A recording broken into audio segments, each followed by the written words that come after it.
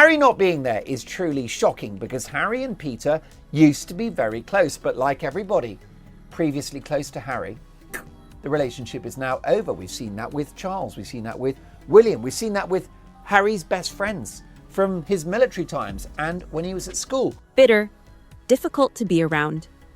Those words did not come from a tabloid chasing clicks or a critic looking for attention. They did not come from a palace insider with an agenda or someone trying to stir up drama. They came from people who once stood close to Harry. People who knew him long before the headlines, before the television interviews, before the memoir, and before California changed the story. These were people who knew the Harry the public once embraced, the version of him who inspired enormous goodwill and seemed to connect naturally with people wherever he went. They knew the man behind the image, and for a long time, many of them held onto the hope that he was still there somewhere beneath the growing controversy. What makes this especially striking is the timing. These opinions did not emerge at the start of the storm. They surfaced after years of watching from the sidelines, waiting, hoping, and searching for signs of the person they once recognized. That detail changes everything. These are not quick judgments or hostile claims from outsiders. They are conclusions formed over time, shaped by closeness, loyalty, and patience that was tested again and again until it finally reached its limit. Now, another name has quietly joined a growing list, and the silence surrounding it may be louder than any public statement. Peter Phillips, Princess Anne's son, 48 years old and preparing to marry Harriet Spurling in the Cotswolds this summer, will reportedly not be inviting his cousin. Harry and Meghan are the common denominator with all of it. They are hard to work for, they're hard to work alongside, they seem to be hard to retain any sort of friendship. I've said it so many times, but they're the architects of their own demise. The confirmation appeared in Hello magazine through just two simple words: lost touch. Yet in royal circles, where messages are often delivered between the lines, those two words can carry far more meaning than they first appear to. They raise questions, hint at deeper realities, and leave a lingering sense that there is more to the story than anyone is openly saying. Tonight, we examine the bigger picture, what Peter Phillips's decision may reveal, and why it matters beyond one family event. We will look at the growing number of relationships that seem to have faded, fractured, or quietly disappeared altogether. And hanging over all of it is a question that has become harder to ignore with each passing year. When the same outcome keeps appearing in different corners of someone's life, at what point does it stop looking like coincidence and start looking like a pattern hiding in plain sight? To understand why this story is drawing so much attention, you first have to understand Peter Phillips himself. And that is where things start to get interesting. Because Peter is not the type of person whose name regularly appears in controversy. He has never built a public image around conflict, scandals, or attention-grabbing headlines. In many ways, he has spent years doing the exact opposite. Raised by Princess Anne without a royal title, Peter grew up under a very different set of expectations. That decision was deliberate and reflected a clear message. What a person does matters more than the label attached to their name. The truth about Meghan is she will always find a way in which she thinks she can win. And the casualties are irrelevant, whether it's her father, her old best friends, her first husband. There always will be casualties in her life. The question is, when will Harry become the casualty? While others lived under the constant spotlight of royal life, Peter quietly built his own path, largely away from the noise and without relying on royal status to shape his future. Those who know him often describe him in similar terms: private, level-headed, dependable, and steady. He has developed a reputation as someone who earns trust rather than demands it. More importantly, he has repeatedly shown up during moments when loyalty mattered most, the kind of moments that reveal who people really are when the cameras are watching and emotions are running high. When Diana died, Peter was there at Balmoral alongside William and Harry during one of the most painful chapters in their lives. Years later, at Prince Philip's funeral, he found himself in another delicate position. As tensions between the brothers became impossible to ignore, Peter walked between them during a moment watched by millions. It was a role that carried significance, and many saw it as a reflection of the trust the family placed in him. He also attended Harry and Meghan's wedding, and by all accounts, he did so with genuine warmth and support. That history matters. It paints the picture of someone who does not casually distance himself from people, and certainly not someone known for giving up on family relationships at the first sign of difficulty. That is what makes the phrase "lost touch" feel so striking. Not because it is dramatic on its face, but because of who it came from. Alison Boshoff has said that Harry and Meghan have fallen out with scores of showbiz power players. And it's quoted that they have no bridges left to burn in the world of showbiz. A significant number of the Sussexes' high-status friends have now also removed themselves from the Sussexes' orbit. So it's the celebrities that don't know Harry and Meghan very well, mild acquaintances, who are done with the couple. And it's their close showbiz pals who are also out. It is a double whammy. When someone with a long record of loyalty arrives at such a simple conclusion, it can raise bigger questions. In royal and aristocratic circles, relationships rarely fade overnight. More often, the story unfolds quietly behind closed doors, through missed opportunities, unanswered efforts, and a gradual realization that the distance is no longer temporary. Sometimes the most revealing messages are the ones delivered in the fewest words. What makes this even more intriguing is how the message was delivered. There was no explosive announcement, no emotional television appearance, no public criticism designed to grab headlines. Instead, it arrived quietly through a magazine, wrapped inside just two carefully chosen words. And somehow, that made it feel even more significant. In royal circles, silence often speaks loudly, but a brief statement can speak even louder. The phrase "lost touch" was understated, almost deceptively simple. Yet that restraint may be exactly why it attracted so much attention. There was no need for lengthy explanations or dramatic accusations. The message was delivered, and those familiar with royal dynamics understood the weight behind it. Because Peter Phillips is far from the only person whose relationship with Harry has reportedly cooled over time. What has drawn increasing attention is not any single disagreement or separation, but the growing number of similar stories emerging from very different areas of Harry's life. Viewed individually, each situation might seem unrelated. Viewed together, they create a picture that many observers find difficult to ignore. The names often mentioned span completely different worlds: King Charles, Prince William, former military friends who shared experiences few outsiders could fully understand. People who served alongside Harry and built bonds through years of trust and shared challenges. Friends from Eton who knew him long before global fame and public scrutiny became part of daily life. Meghan is completely inauthentic. Her only authenticity is in her inauthenticity. There are also figures from earlier royal years, including individuals who spent significant time around him and later expressed surprise at how much they believed he had changed. Others who were once considered close friends reportedly found that communication became increasingly limited after the move to California. Over time, some of those connections appeared to fade quietly into the background. What keeps drawing attention, however, is not simply that relationships changed. That happens in every family, every career, and every social circle. The detail that continues to spark discussion is the length of time involved before those relationships reportedly cooled. Many of these were not casual acquaintances or short-lived friendships. They were people who had stood by Harry through major chapters of his life, often remaining supportive through periods of intense public pressure and uncertainty. For many commentators, that is where the mystery deepens.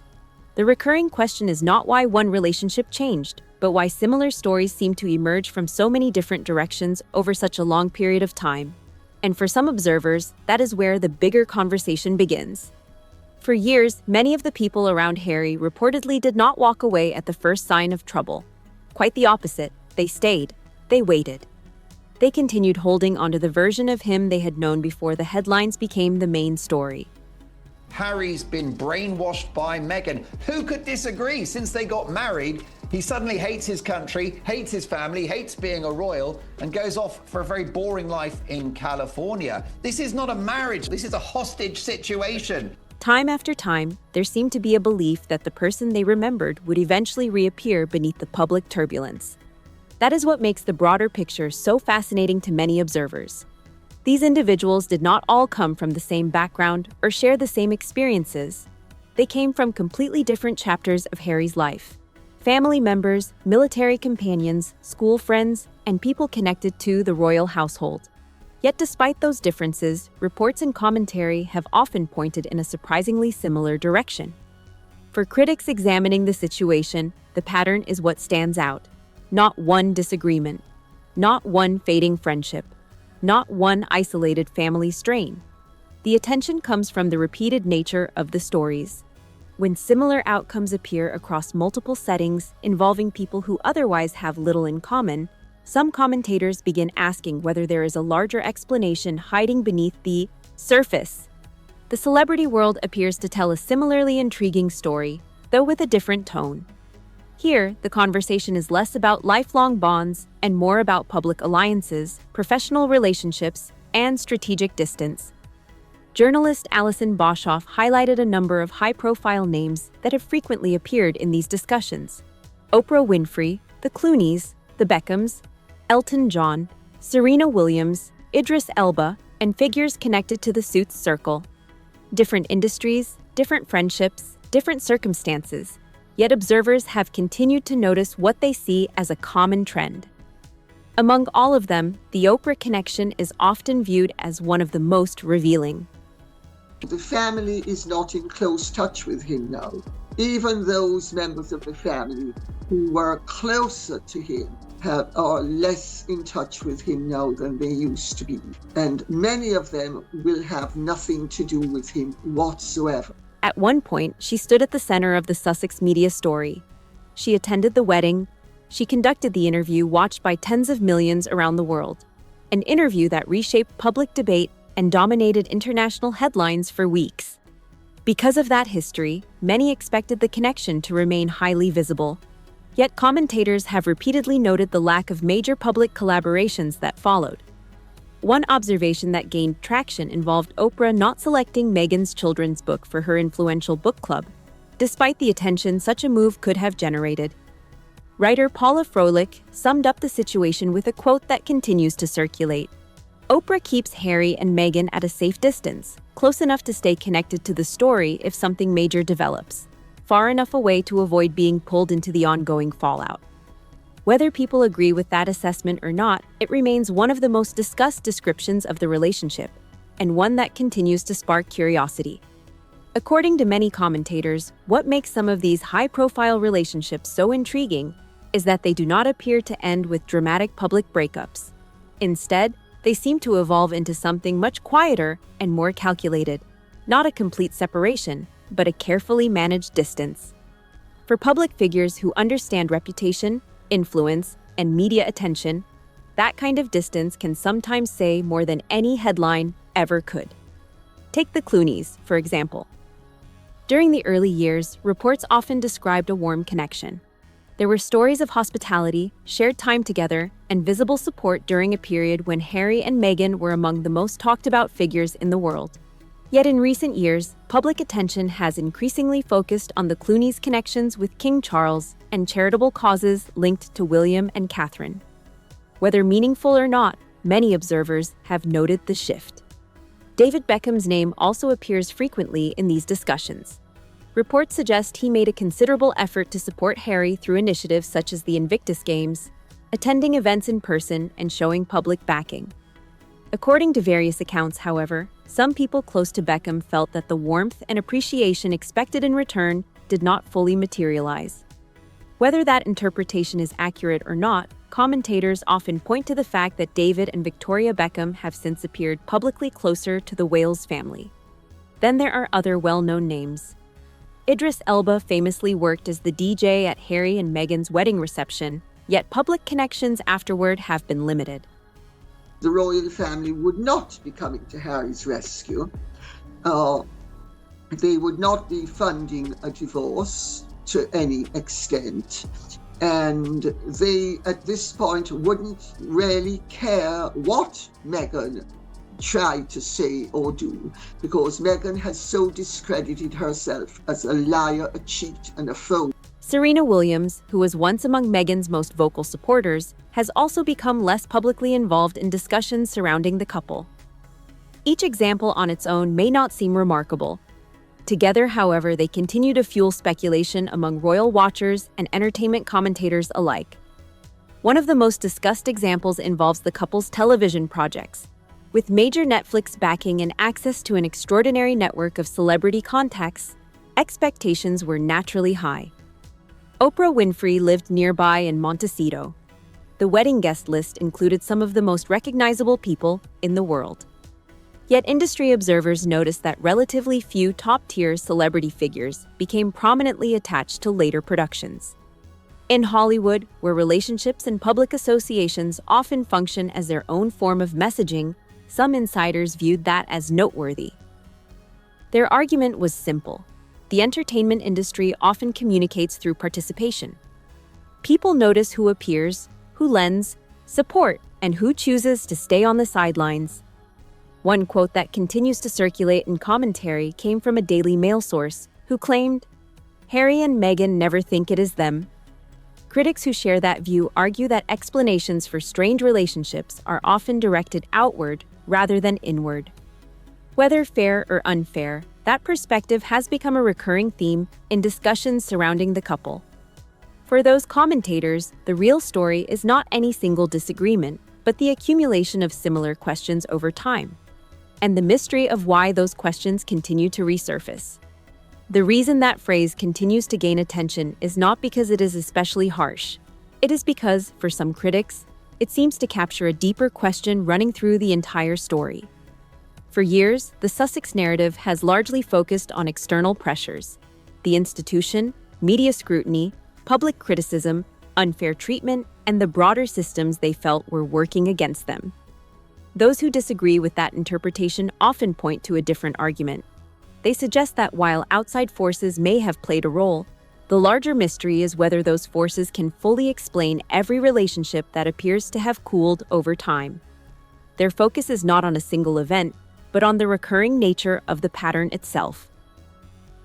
Author Tom Bauer has been among the most persistent voices raising this question. Throughout his commentary and reporting, he has argued that the story extends beyond royal life and involves a much broader series of personal connections. According to his view, relationships are often formed with genuine closeness and enthusiasm, only to become more distant as new chapters begin and priorities shift. What makes this discussion particularly sensitive is the question that follows. Some commentators have wondered whether a person can become trapped inside the very pattern they are trying to escape, not as an accusation, but as an observation about how repeated cycles can affect anyone over time. It is a question that lingers because it touches on something larger than any single friendship or family disagreement. Observers frequently note that if the split from royal life had been driven solely by palace tensions and institutional conflicts, some other relationships might have remained untouched. Harry not being there is truly shocking because Harry and Peter used to be very close, but like everybody previously close to Harry, the relationship is now over. We've seen that with Charles, we've seen that with William, we've seen that with Harry's best friends from his military times and when he was at school. They point to military friends who shared experiences few people could truly understand. These were bonds built through service, trust, and difficult circumstances rather than titles, status, or public image. Others point to school friends who knew Harry long before global attention became a constant part of life. These were people connected to him through ordinary friendships, formed before royal debates, media battles, and international headlines dominated the conversation. They had no official role, no strategic value, and no obvious reason to be drawn into wider controversies. That is why some analysts continue to find the broader picture so intriguing. The discussion is no longer limited to the monarchy itself.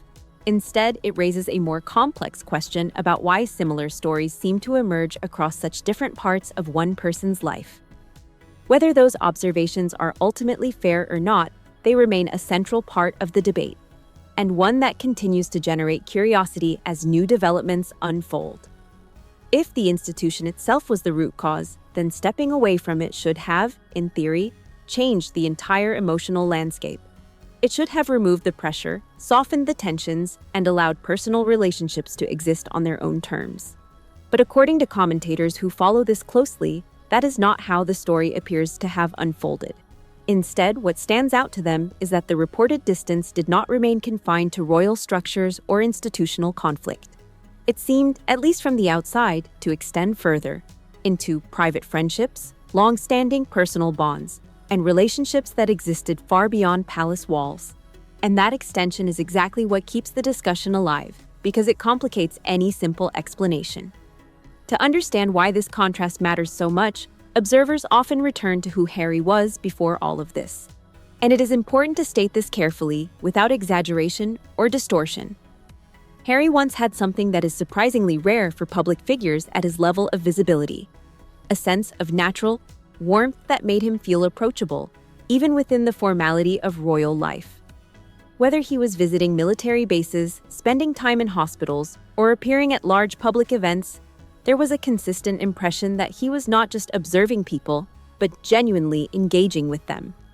Not as distant admiration from a public figure, but as direct human connection.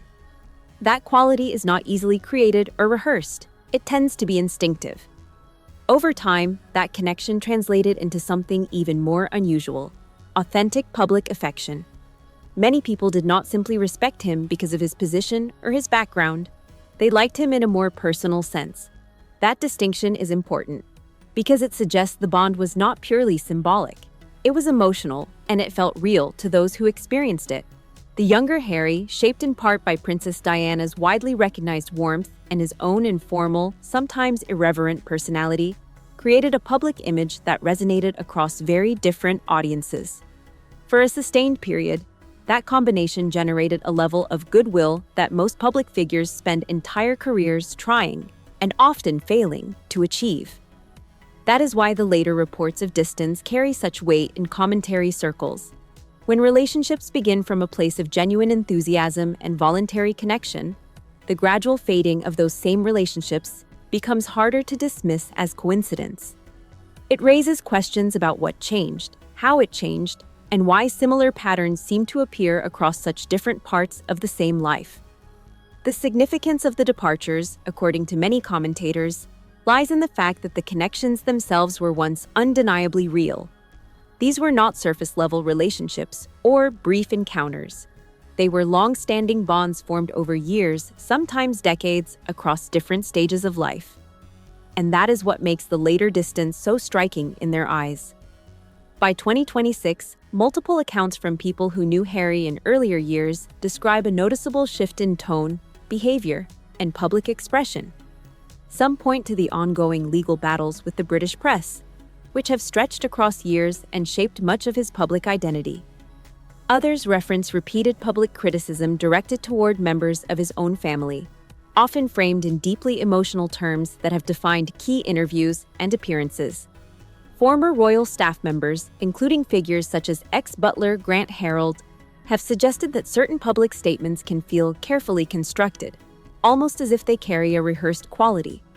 They describe a tone that, in their view, sometimes replaces spontaneous expression with something more structured and reflective. Critics take this further, arguing that what once felt instinctive now appears more deliberate in its phrasing and delivery. Commentator Rob Shooter has gone even further, presenting a more forceful interpretation. In his view, Harry carries a deep and sustained anger toward his family and is actively aware of the impact of his public disclosures. That reading removes any softer interpretation of confusion or misdirection and instead suggests intent behind the messaging. Whether that conclusion is accurate remains a matter of debate, but it has gained traction among certain observers. What continues to stand out in broader commentary is the consistency of the pattern being discussed. If the departure from royal life was solely about institutional pressure, then, in theory, many of the personal friendships should have remained intact. The military comrades, the school friends without titles or public roles, and the individuals who formed bonds without any connection to status or media exposure. It feels like he hates his family and he's going to do everything in his power to destroy them. He's not the sharpest guy in the world, but he's sharp enough to know that what he's doing is wrong. Yet reports suggest that even those relationships have, in many cases, faded over time. And that is what complicates the narrative for some analysts. It moves the discussion beyond palace dynamics and into the broader structure of personal relationships themselves. Peter Phillips becomes a particularly important reference point in that context. He knew Harry before the major turning points, before the public controversies defined his image, and before the global scrutiny intensified. Their connection was rooted in family ties and shared experiences that predated crisis narratives or media framing. He knew the version of Harry who appeared at family events, who stood beside relatives during difficult moments, and who participated in key gatherings out of personal duty rather than public strategy. That earlier version, often described as warm and naturally engaging, is the one many commentators compare against the present-day perception, creating the tension that now sits at the center of this ongoing discussion. And according to many commentators, there is a point in this story where even the most patient observers begin to draw similar conclusions from entirely different angles. From their perspective, it appears that Peter Phillips may have arrived at a realization that others had already reached long before him, but through very different experiences and relationships. The idea they point to is not presented as an emotional judgment, but as an observation formed over time. The person seen in public today, they argue, does not always resemble the person many remember from earlier years. And for someone with Peter Phillips's reputation for steadiness and loyalty, that kind of conclusion is not something reached quickly or casually. Instead, it is framed as the outcome of a long process, trying, observing, waiting, and eventually having to accept what repeated experiences seem to suggest. Not a single moment, not a dramatic confrontation, but a gradual recognition built from consistency over time. That is why even the smallest public signal can take on added meaning in this context. No press release, no emotional interview, just a brief phrase in a magazine. And in the world of royal interpretation, where communication is often indirect, those kinds of understated signals are sometimes read as carrying more weight than any formal statement ever could. Meanwhile, as these discussions continue outside the palace, the royal family itself has been operating in a noticeably consistent rhythm.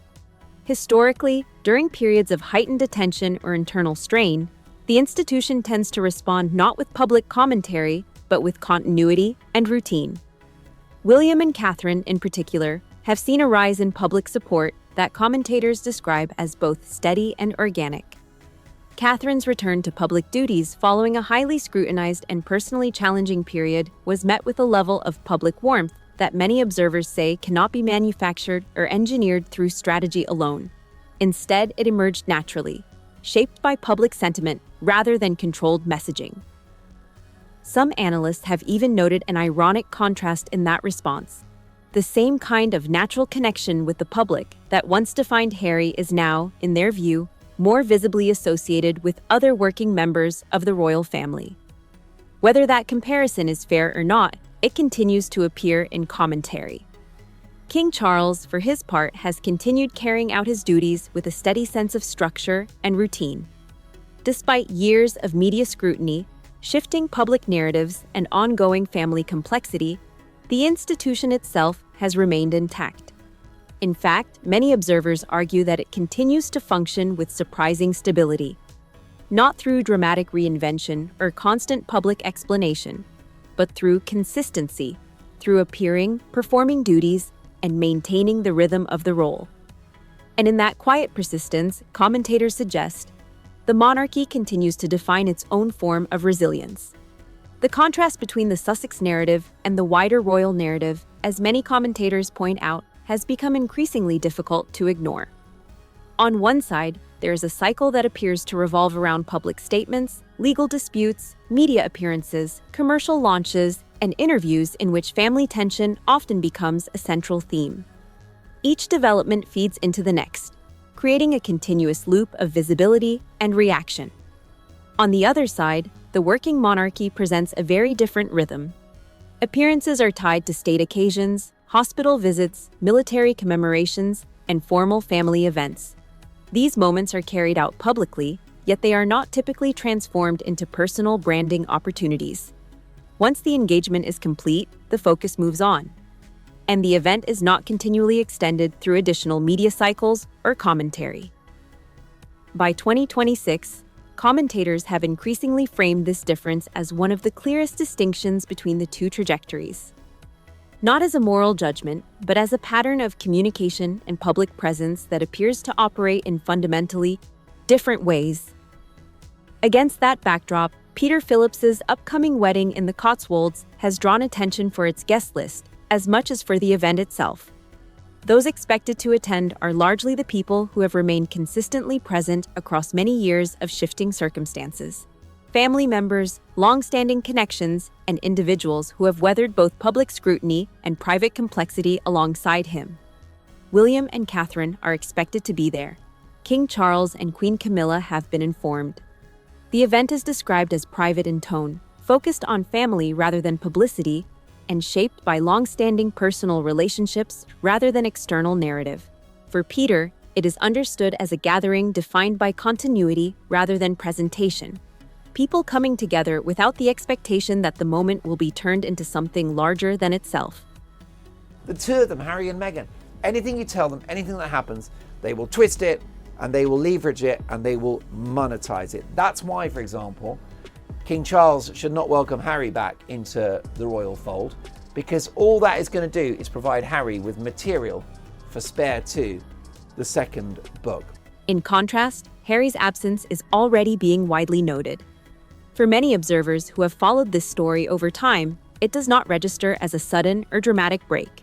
Instead, it is interpreted as part of a longer, gradual process, in which distance has accumulated through a series of smaller separations rather than a single defining moment. The phrase "lost touch" sits at the center of that interpretation. Two words, simple on the surface, but carrying a more layered meaning within royal reporting culture. In that world, restraint in language often signals significance. What is not said directly is sometimes considered just as important as what is.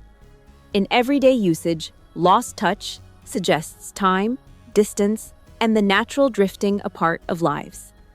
But in the context of a close family event and against the backdrop of years of reported change and shifting relationships, some commentators argue that the phrase takes on a different weight, one that feels less passive and more reflective of a longer unfolding separation that has been building in plain sight. They are not casual words, and they are not thrown around lightly. They are measured, deliberate, and shaped by time, context, and everything that came before them. And in that sense, they carry a weight that goes far beyond their simplicity on the page. When you consider who said them, the history behind the relationship, and the long arc of connection that once existed, the meaning becomes even harder to ignore.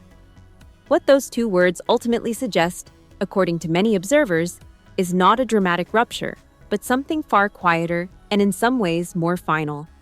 A door that was once open by default, through family ties and shared history, now appearing to have settled into a different position after years of distance, repetition, and unresolved change. Not through confrontation, not through a public break, not through any moment designed for headlines, but through something much more understated, the kind of outcome that develops slowly, almost invisibly, until one day it simply becomes the new reality. And in royal circles, that kind of quiet conclusion is often the most permanent of all. The question that now lingers for many watching this story is whether there is any realistic path back from where things currently stand, or whether the accumulation of separate moments across different relationships and different contexts has gradually created a distance that is no longer temporary, but structural. Because what stands out most in this entire pattern is not what has been loudly announced, but what has quietly faded. People have not issued statements declaring their departure. There have been no dramatic exits in most cases. Instead, there has been silence, distance, and in some instances, two-word summaries that carry more meaning than pages of explanation ever could. And that, for many commentators, is what makes this type of separation feel so significant. It does not invite argument. It does not create a public back and forth. It simply exists without noise, without confrontation, and without reversal. If you've followed this story this far, leave your honest thoughts in the comments below. Do you see a pattern here, or just coincidence across different relationships? Hit like if you want more deep dive breakdowns like this, and subscribe so you don't miss what comes next. Because this story is far from finished. There will be a sequel, and more developments, more connections, and more layers to unpack as new information and perspectives continue to emerge. Share this with anyone who follows the royal story closely, and stay tuned, because the next chapter may go even deeper than this one.